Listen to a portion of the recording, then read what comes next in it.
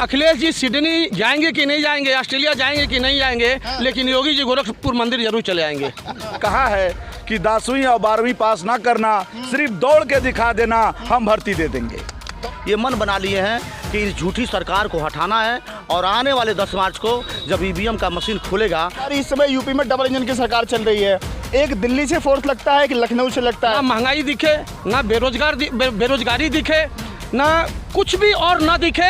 एक राष्ट्रवाद का नशा उनके सर पे चढ़ा दे रहे हैं। बेच दिए, बस बेच दिए, हवाई अड्डा बेच दिए, सब कुछ बेच देंगे तो रोजगारवा करने कौन जाएगा, नौकरियां करने।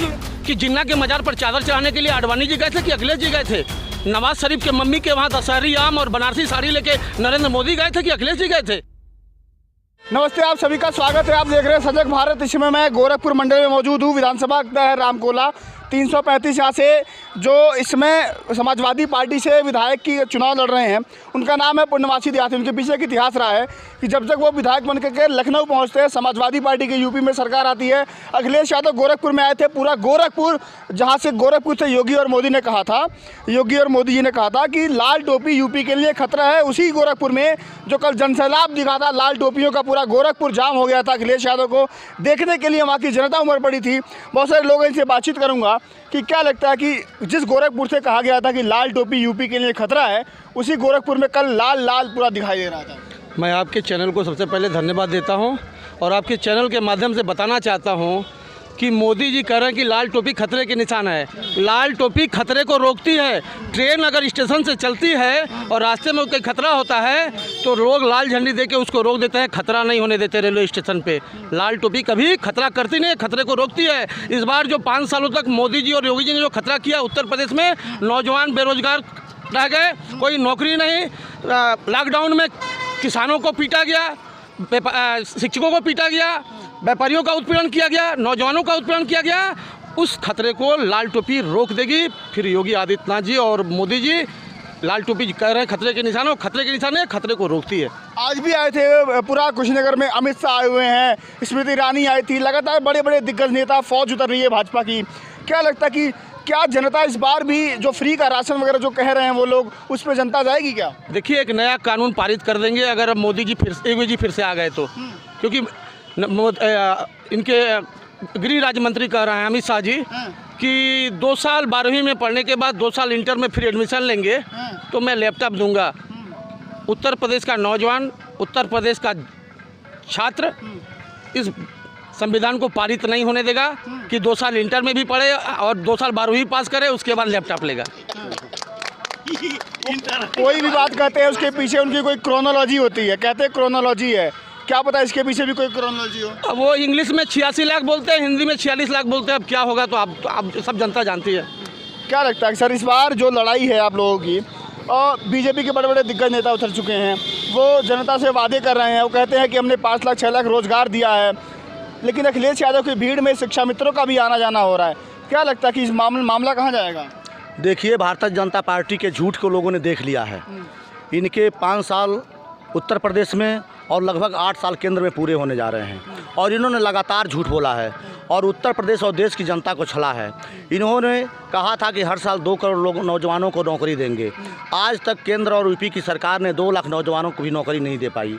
तो ये लोग झूठ बोलते हैं, लोगों को बरगलाते हैं। लेकिन इस बार उत्तर प्रदेश का नौजवान, किसान और यहाँ के लोग ये मन बना लिए हैं कि इस झूठी सरकार को हटाना है और आने वाले 10 मार्च को जब ईवीएम का मशीन खुलेगा तो देखिएगा कि उत्तर प्रदेश में सपा सुभाषपा गठबंधन की सरकार बनेगी और माननीय अखिलेश यादव जी मुख्यमंत्री बनेंगे। आपके गले में पीला है, सर पर लाल है। लाल पीला देख करके राजभर जी कहते हैं कि बीजेपी वाले लाल पीला हो जाते हैं, तो ये लाल पीले का रंग कितना खिलेगा 10 तारीख को? देखिए, कोई एक रंग अच्छा नहीं लगता है और इसलिए माननीय अखिलेश यादव जी ने एक गठबंधन बनाया। गठबंधन इसलिए बनाया कि उत्तर प्रदेश से, इस भारतीय जनता पार्टी से के जो लोग परेशान हैं, इससे निजात दिलाए इसके। तो ये पीला है अभी हमारी टोपी लाल है। अभी पश्चिमी उत्तर प्रदेश में जाइएगा तो राष्ट्रीय लोकदल से हमारा गठबंधन है, उनका झंडा हरा है। तो हम तमाम रंगों को, चूँकि हमारा देश सभी धर्मों को मानने वाला देश है, सभी धर्म के लोग यहाँ रहते हैं और उसी तरह से हम लोग सबके लिए भी काम करते हैं। समाजवादी पार्टी की सरकार बनी थी तो हम लोगों ने सबके लिए काम किया। अगर 18 से 20 लाख लैपटॉप हम लोग नौजवानों को दिया तो हमने ये नहीं देखा कि वह किस जात का है, किस धर्म का है। तो इसलिए हमारी पार्टी का जो गठबंधन है, लाल, पीला, हरा, सफ़ेद, सभी रंगों को मिला करके एक सुंदर गुलदस्ता हम बना रहे हैं और इसी प्रकार से एक सुंदर और उत्तर प्रदेश को उत्तम प्रदेश बनाने का काम हम लोग करेंगे। ये हमारी मानसिकता है। अच्छा, अभी कहते हैं बीजेपी के नेता लोग कहते हैं कि हमारी इस समय यूपी में डबल इंजन की सरकार चल रही है। एक दिल्ली से फोर्स लगता है, कि लखनऊ से लगता है, और यूपी डबल तेज़ी से विकास कर रहा है। इस पर हमको कहना यह है कि डबल इंजन जब यूपी और दिल्ली से इंजन लगता है, लेकिन वहाँ से पश्चिम से हम चुनाव कराते आए हैं, उनका इंजन जो दिल्ली का था वही रुक गया है। अब जो यहाँ का जो चला है, पूरब का, पूर्वांचल का चला है, जो उत्तर प्रदेश लखनऊ के तरफ, वो आके कुशीनगर में रुक जाएगा। ये हमारा कहना है। समाजवादी पार्टी हमारी बहुत ही एक अच्छी पार्टी है। इसमें युवा को और महिलाओं को हमेशा पेंशन मिला और युवा को नौकरी मिला। हमारे राष्ट्रीय अध्यक्ष जी ने कहा है कि 10वीं और 12वीं पास ना करना, सिर्फ दौड़ के दिखा देना, हम भर्ती दे देंगे। दौड़ के आप दिखाइए, फिजिकल पास आउट कीजिए और यूपी पुलिस में नौकरी पाइए। राजभर जी ने भी कहा था, अखिलेश यादव भी लगातार दावे कर रहे हैं। सर, इस बार बहुत सारे दिग्गज नेता भाजपा के साथ छोड़ के चुनाव से पहले 12-13 मंत्री भी थे, उसमें भाजपा छोड़ करके समाजवादी का दामन थामा उन्होंने। क्या लगता है कि उनको भी पता है क्या सरकार उनकी जाने वाली है? हाँ, बिल्कुल जाने वाली है। उन्होंने देखा है 5 साल सरकार में घुटन की ज़िंदगी जिया है। उन लोगों ने घुटन की ज़िंदगी जिया है 5 साल सरकार में रह के। उसके बाद भाजपा का साथ छोड़ा है और समाजवादी पार्टी का साथ थामा है। अगले 10 मार्च को अखिलेश यादव जी उत्तर प्रदेश के मुख्यमंत्री होंगे और फिर से लैपटॉप बंटना शुरू होगा। और क्या लगता है कि इस समय जो महंगाई का मुद्दा है, चाहे और सारी चीज़ें हैं, उस पर गांव की जनता क्या लगता है कि किधर जाएगी? भारतीय जनता पार्टी के पास सिर्फ 2 ही चीज़ है, एक पाकिस्तान और एक मुसलमान। वो राष्ट्रवाद को नौजवानों पे, किसानों पे ऐसा चढ़ा रहे हैं कि यहाँ के नौजवानों को, यहाँ के किसानों को ना महंगाई दिखे, ना बेरोजगारी दिखे, ना कुछ भी और ना दिखे। एक राष्ट्रवाद का नशा उनके सर पे चढ़ा दे रहे हैं और नौजवान दर दर भटक रहा है। कहीं दिल्ली के सड़कों पे मार खा रहा है उत्तर प्रदेश का नौजवान, तो कहीं मुंबई के सड़कों पे मार खा रहा है। और कोरोना काल में आपने देखा कितने लोगों ने उत्तर प्रदेश के धरती को बम्बई से, गुजरात से चलकर 15-15 दिनों में आने का काम किया और किसी ने एक भी व्यवस्था नहीं किया। भारतीय जनता पार्टी की सरकार थी और नहीं तो पुलिस वालों ने लाठियों से पीट के उन मासूम लोगों को उनका उत्पीड़न किया। अभी योगी आदित्यनाथ का बयान आया था कि 10 मार्च को अखिलेश यादव सिडनी चले जाएंगे, ऑस्ट्रेलिया, क्योंकि भाजपा की सीट नहीं आ रही है जीतने वाली। देखिए, अखिलेश जी सिडनी जाएंगे कि नहीं जाएंगे, ऑस्ट्रेलिया जाएंगे कि नहीं जाएंगे, लेकिन योगी जी गोरखपुर मंदिर जरूर चले आएंगे। वो तो यहाँ तो चुनाव लड़ने आए हैं। हाँ, चुनाव लड़ने आए हैं, चुनाव लड़ रहे हैं। एक समाजवादी पार्टी की एक महिला उपेंद्र दत्त शुक्ला संघ के कार्यकर्ता हुआ करते थे, भारतीय जनता पार्टी से उपचुनाव लड़ा। योगी जी के लोगों ने हरा दिया उपेंद्र दत्त शुक्ला को, उनका हार्ट अटैक हो गया। कोई भारतीय जनता पार्टी का नेता पूछने नहीं दिया गया उनके घर। आज भाजपा के लोग ही भाजपा के खिलाफ हो गए। हाँ, उपचुनाव के भाजपा योगी जी के लोगों ने हराया उपेंद्र दत्त शुक्ला को और इस सदमे को सच्चा कार्यकर्ता भारतीय जनता पार्टी का बर्दाश्त नहीं कर पाया और उसका हार्ट अटैक हो गया। मैं बता दूं आपको, जब उपचुनाव हुआ था, उपेंद्र शुक्ला जो बीजेपी के कद्दावर नेता थे, वो चुनाव हार गए थे।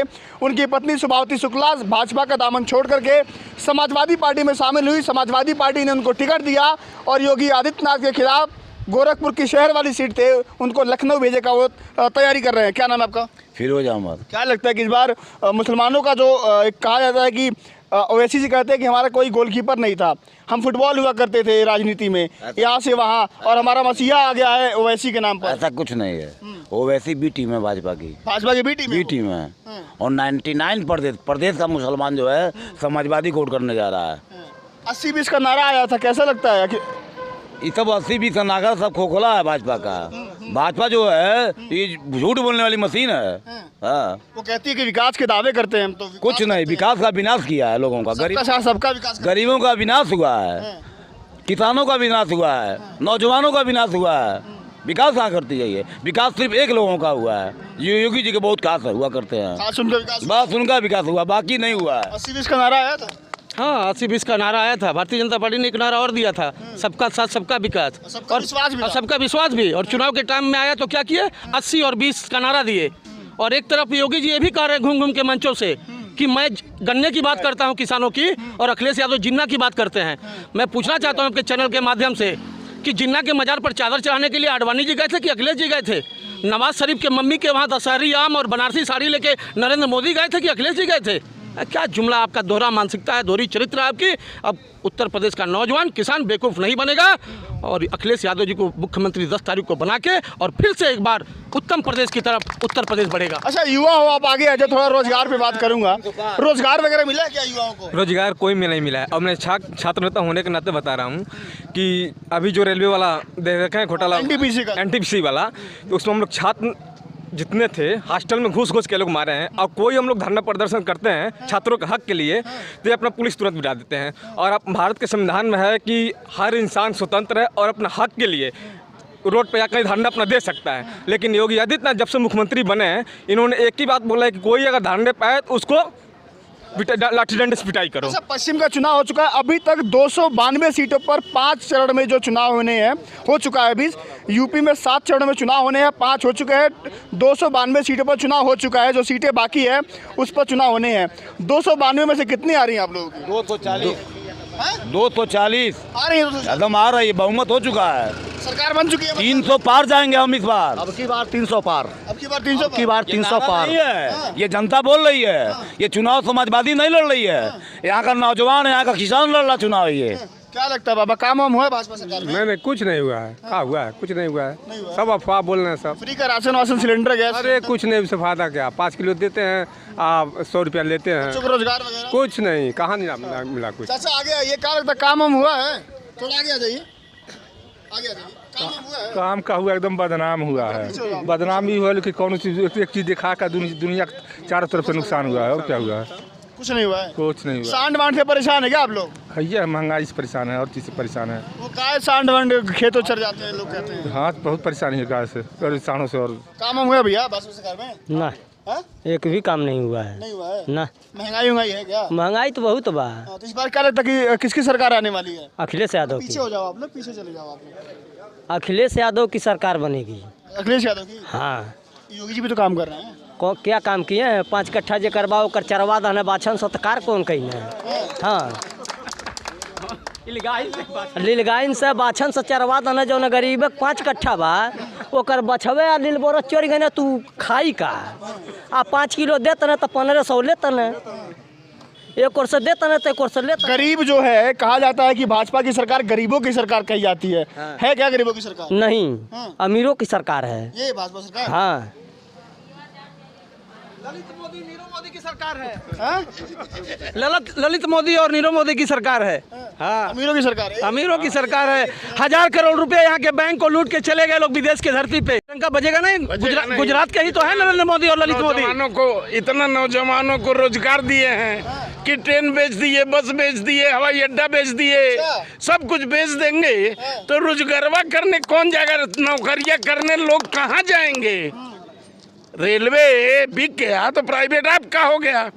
आप जब चाहेंगे तब नहीं इनको रखेंगे। हाँ, ये तो आपकी मर्जी है, उसमें सरकार की क्या मर्जी है? सरकार की क्या मर्जी है? तो जब सब कुछ बेच ही रहे हैं तो रोजगार कहाँ से दें? बेचारे बहुत परेशान हैं। पूर्वांचल में भाजपा की क्या स्थिति है, क्या लगता है इस बार चुनाव पश्चिम से पूर्वांचल? जनता को एकदम सामना फैसला करना होता तो आपको पता लग जाता है कि क्या ईवीएम पे भरोसा नहीं है क्या आप लोगों को? फिर ईवीएम पे क्या भरोसा है? ईवीएम पर तो वो चोरी करते हैं, उनके रिश्तेदार का ईवीएम है, क्या लगा देते हैं, वोट पड़ता है, यहाँ चला जाता है वहाँ। दूसरी बात, इस बार के चुनाव में भी हो गया तो क्या करेंगे? एक उदाहरण आपको आपके चैनल माध्यम से देना चाहता हूँ कि ये आज़ादी मिले 60-65 साल हो गया ना? आज़ादी मिले हो गया ना? 70 के आसपास। 70 के आसपास।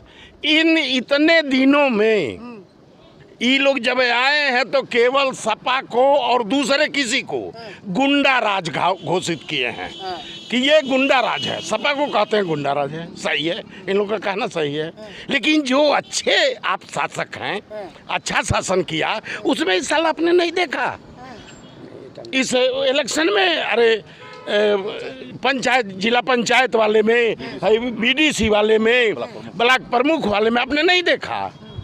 ये 60 सालों का रिकॉर्ड है कि इतना अत्याचार और इतना गुंडागर्दी किसी भी सरकार में नहीं हुई है। सपा को तो छोड़िए, फिर भी वो लोग कहते हैं कि भाजपा 300 सीट ला रही है। कैसे ला रही है आप बताइए? लाएगी, अब तो 10 तारीख को पता लगेगा भैया। अब वो तो कितनी आ जाएंगी आपके हिसाब से? अरे 100-150 आ जाएगी, और क्या है? 100-150 तो हाँ, आ जाएगी, बहुत लोग हैं। अब देखिए, इनका कहना 100-150 आ जाएगी, लेकिन मुझे नहीं लगता शतक पार होगा, क्योंकि आपने पूछा है कि पश्चिम में हालत क्या थी और पूरब में क्या होने वाला है। पश्चिम में तो पूरब से सूरज निकलता है, पश्चिम की तरफ डूब जाता है। तो आपकी मीडिया कह रही है, संघ के मोहन भागवत कह रहे हैं कि संघ के कार्यकर्ता जुटे हैं 2 चरणों में, पश्चिम में हालत खराब है भाजपा की, तो सूरज भाजपा का डूब चुका है। और 10 तारीख को पूरब से सपा का सूरज निकलेगा और अखिलेश यादव लखनऊ के सनातन पे पहुंचेंगे और इस प्रदेश के मुख्यमंत्री होंगे और फिर विकास का काम होगा। धन्यवाद। 2 अंक में रहेगा, 2 अंक में। इकाई और दहाई सैकड़ा नहीं होगा, बात भगना 99 होगा, 100 नहीं होगा। नहीं होगा। हाँ। इसमें मैं पूर्वांचल मौजूद हूँ। गोरखपुर का माहौल देख सकते हैं। कह रहे हैं लोग कि पूर्व से सूर्य का उदय होता है, पश्चिम में अस्त होता है। लोग यहाँ पर कह रहे हैं कि भाजपा का अस्त होने वाला है, लेकिन देखना ये होगा कि 3 मार्च को यहाँ पर वोट डलेंगे और 10 मार्च को बक्सा खुलेगा। उस बक्से में किसका बहुमत का आंकड़ा, कौन सी पार्टी छूती है और किसकी यूपी में सरकार आती है, क्या यूपी में सरकार बदलेगी या सरकार वही रिपीट करेगी।